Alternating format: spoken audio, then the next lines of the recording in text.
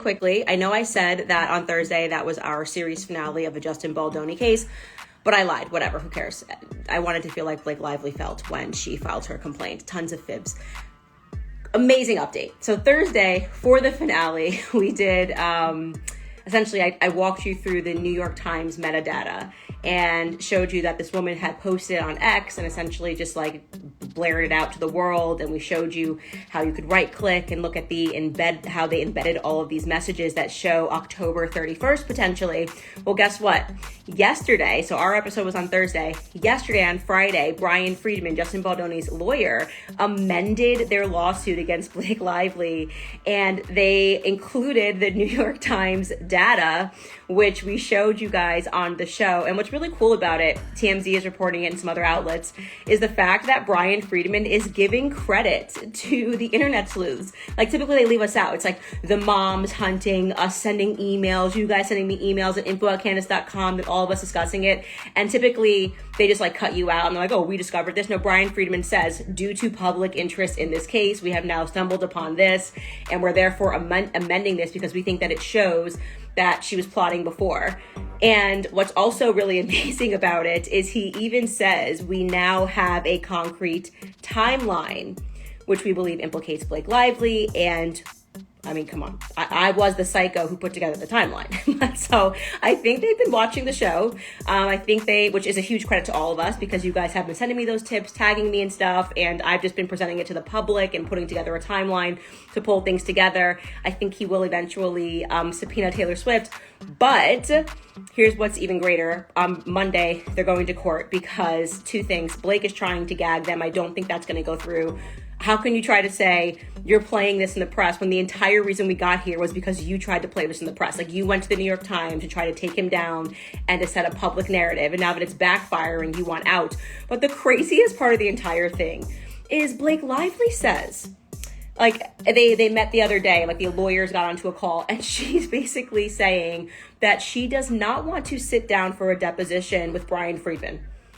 Like, I know that this girl grew up rich and privileged, but how rich we talking? You know what I'm saying? Because does she think she's just like a princess that she can just be like, I don't like your lawyer and I don't want to sit down with him and answer questions and tell the truth. So she's trying to get out of having to sit down and be deposed by Brian Friedman. Like, sweetheart, that's not your option. You don't get to decide who your defense's lawyer is. He picked Brian Friedman. You don't like him because he played your game better than you. Like you guys went to the New York Times. Oh, nobody could be bigger than the New York Times before you filed your lawsuit, as all of the evidence is indicating, because you wanted to set the public narrative against Justin Baldoni. Now that it's backfiring, you're like, hey, I want people gagged. This is unprofessional to go to the press. Everyone sees right through you and Ryan. Like, oh, we weren't trying to play the public, but we put it in every Deadpool scene and we mocked this man extensively. And but now that the public is onto us and they see how cruel we've been, we would like things to be quiet and we want a judge to see our side of things. Girl, goodbye. Like, just goodbye. It's like the fakest thing ever. She's now fake Lively, crying Reynolds. That's what they're calling them out there. Fake Lively and crying Reynolds here, who want to pretend that they were not the bullies, that the public just saw right through them in this circumstance. But anyways, just wanted to say that we should be celebrating this as a major win because we were the ones who dug all of this up like psychos, because we have been obsessed with this case. And I think it is just one of these David and Goliath situations. Like I said, like Justin Baldoni's like my cousin now. He's my kombucha sipping cousin. You know, he had an unexpected wild dragon in me, and he's like the Jon Snow of her Targaryen story. He really never wanted this. He's like, I never wanted this. I thought Blake Lively was my queen.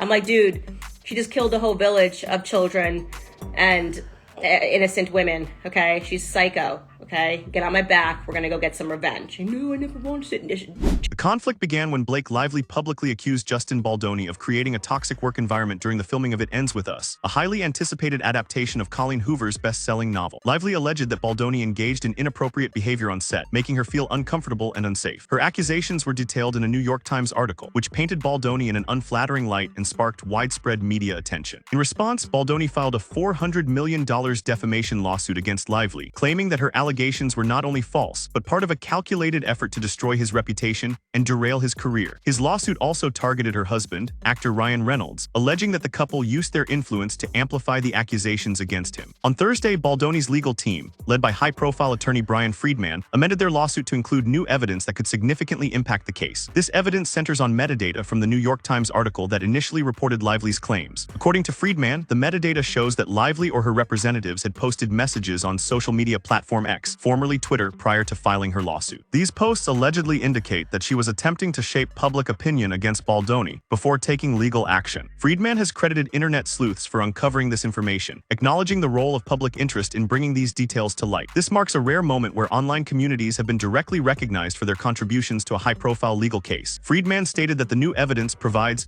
a concrete timeline that suggests Lively had been plotting against Baldoni well in advance of her public accusations. As the case gains momentum, Lively's legal team has pushed back against these claims. Reports indicate that her lawyers are attempting to prevent certain pieces of evidence from being presented in court and are seeking to limit public discussion of the case. Lively has also reportedly requested not to sit for a deposition with Friedman, citing discomfort with his aggressive legal tactics. Critics have called this move hypocritical, pointing out that Lively initially took her grievances to the press, setting off a media firestorm.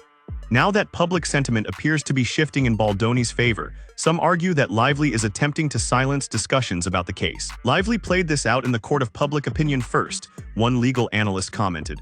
It's ironic that she's now trying to gag Baldoni's team from doing the same. The case has captivated Hollywood and beyond, as it pits two prominent figures against each other in what many are calling a David and Goliath scenario. While Lively enjoys widespread popularity as an A-list actress married to Ryan Reynolds, one of Hollywood's most bankable stars, Baldoni has carved out a niche as an actor and director known for his socially conscious projects like Jane the Virgin and 5 Feet Apart. Supporters of Baldoni have rallied around him on social media, praising his decision to fight back against what he describes as false allegations. Many have likened him to Jon Snow from Game of Thrones, reluctantly stepping into battle after being betrayed by someone he once trusted. Justin never wanted this fight, one fan wrote on X, but now he's standing up for himself and for anyone who's been falsely accused. The next chapter in this saga will unfold on Monday when both parties are expected to appear in court. Among the key issues will be whether Lively can avoid sitting for a deposition with Friedman and whether her request for a gag order will be granted. Legal experts suggest it is unlikely that a judge will allow Lively to dictate who represents Baldoni or restrict public discussion about the case, given her own decision to take her complaints to the press initially. This is shaping up to be one of those cases where both sides have a lot at stake, said entertainment lawyer Lisa Greenberg. For Baldoni, it's about clearing his name and protecting his career. For Lively, it's about maintaining her credibility and public image. Beyond its tabloid appeal, the case raises important questions about workplace dynamics in Hollywood and how allegations are handled in the court of public opinion versus a court of law. It also underscores the power dynamics at play when high-profile figures clash. As more details emerge, both sides face significant risks.